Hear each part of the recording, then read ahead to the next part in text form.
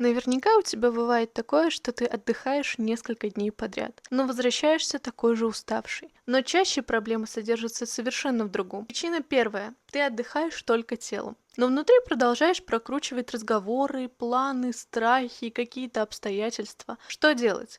Давать отдых не только телу, но и голове.